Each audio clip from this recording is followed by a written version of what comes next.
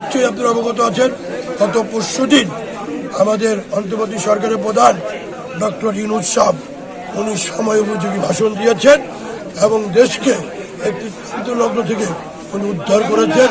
উনি যে সমস্যা ছিল সেই সমস্যার সমাধান করে দিয়েছেন এবং গণভোট এবং জাতীয় নির্বাচন আগামী ফেব্রুয়ারিতে হবে উনি স্পষ্ট বার্তা দিয়েছেন।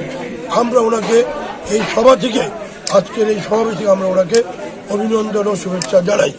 ইনশাআল্লাহ ব্যাগ কেটে দিয়েছে, আগামী ফেব্রুয়ারিতেই জাতীয় নির্বাচন হবে, এর কোনো ব্যর্থ ঘটবে না। আজকে যারা পিআর বলছিল, যারা গণভোট করছিল, তারা যদি এই ইউনূস সরকারের ডক্টর ইউনূস সরকারের যে প্রস্তাব, তারা যে সঠিক কথাটা আসে হলো, তারা জনগণ তাদেরকে প্রত্যাখ্যান করবে, জনগণ তাকে লুফে নেবে না। তাই আমি আপনাদের মাধ্যমে সেই নেতৃবৃন্দকে অনুরোধ করব, আপনারা আসুন, দেশটাকে একটু ভালো অবস্থায় নিয়ে আসি। দেশের যে অবস্থা, মানুষের অর্থনৈতিক অবস্থা খুব খারাপ, ব্যবসা নাই, বাণিজ্য নাই, মানুষ খুব কষ্টে আছে। সেদিক দিকে তাকিয়ে আমরা বাংলাদেশের দিকে তাকিয়ে বাংলাদেশ কীভাবে আগামীতে ভালো চলবে, কীভাবে জাতীয় সংসদে ভালো লোক আসবে, ভালো নমিনেশন দেওয়া হবে, সেই দিকে আপনারা কথা বলুন।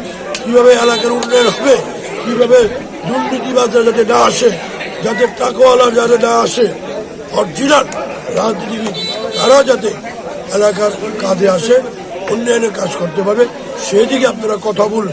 সবাই মিলে বাংলাদেশ থেকে আমরা গর্ব, আমার দেশটা আমাদেরকেই এই দেশটা সামনে দিকে নিয়ে যেতে হবে। আমাদের দেশ, আমরা ইনশাআল্লাহ গর্ব, সবাই ঐক্যবদ্ধভাবে থাকবো এবং আগামীতে যে জাতীয় সংসদ নির্বাচন হবে, ইনশাআল্লাহ বিএনপি রাষ্ট্রীয় ক্ষমতা আসবে। দেশে যে ফ্যাসিবাদরা যে অন্যায় অবিচার করেছে, সেই অন্যায় বিচার থেকে মুক্ত পাবে। আরেকটি কথা, আজকে আবার নতুনভাবে ফ্যাসিবাদরা আজকে আবার বিভিন্নভাবে তারা তাদের কর্মকাণ্ড চালিয়ে দেশকে একটি অস্থিতিশীল পরিস্থিতি করতে চাচ্ছে। সেটা আপনারা দেখেছেন, গত কয়েকদিন যাবৎ ঢাকা সহ সারা বাংলাদেশে রাস্তা অবরোধ এবং গাড়ি চুরে ভাঙচুর করছে। এবং আমরা যতটুকু জানি, আগামীতে তারা কর্মসূচি দিয়েছে আবার লকডাউন। আমরা আপনাদের মাধ্যমে জানিয়ে দিতে চাই, লকডাউন দিয়ে কোনো লাভ হবে না, সন্ত্রাসী কোনো লাভ হবে না। সন্ত্রাস যদি সত্য হইতো, তাহলে মানুষ সন্ত্রাসীর পথে থাকতো। সন্ত্রাস কখনো মানুষের সঠিক পথে দেওয়া, সন্ত্রাসীরা সন্ত্রাসী থাকে, আগুন যারা লাগায় আগুনে তারাই লাগায়, তাদেরকে কেউ মানুষ পছন্দ করে না। মানুষ চায় এই দেশে এখন ভোট দেওয়ার জন্য সবাই অধীর আগ্রহে বসে আছে, কারণ 16 বৎসর মানুষ কিন্তু ভোট দিতে পারেনি, মানুষ খুব অশান্তিতে আছে। এখন দরকার জরুরি ভিত্তিতে একটি জাতীয় সংসদ, একটি নির্বাচিত সরকার, যে সরকার আসলে দেশের উন্নয়ন হবে, বিনিয়োগ হবে, ব্যবসা বাণিজ্য সব কিছু হবে। সেই লক্ষ্যে আমাদের কাজ করা উচিত। তাই নেতৃবৃন্দ, আপনাদের মাধ্যমে সবাইকে বলবো, আমরা ঐক্যবদ্ধভাবে এই সব কিছু আমরা মোকাবেলা করব। বাংলাদেশটা আমাদের, এই দেশটাকে আমরা সামনে দিকে নিয়ে যাব।